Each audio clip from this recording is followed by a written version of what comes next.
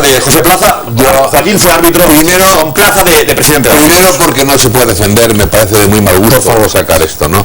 Y en segundo lugar, yo sí estuve en activo en las últimas etapas que él dice. Me gustaría que me demostrara a mí lo que yo he hecho a favor del Barça y en contra del Madrid. Que me lo demuestre a mí. Y luego nos vemos en el juzgado donde él quiera, pero nos vemos porque es muy fácil hablar. Yo digo y he dicho, curiosamente y en WhatsApp, no lo decía en serio tampoco, contamos con Rigo.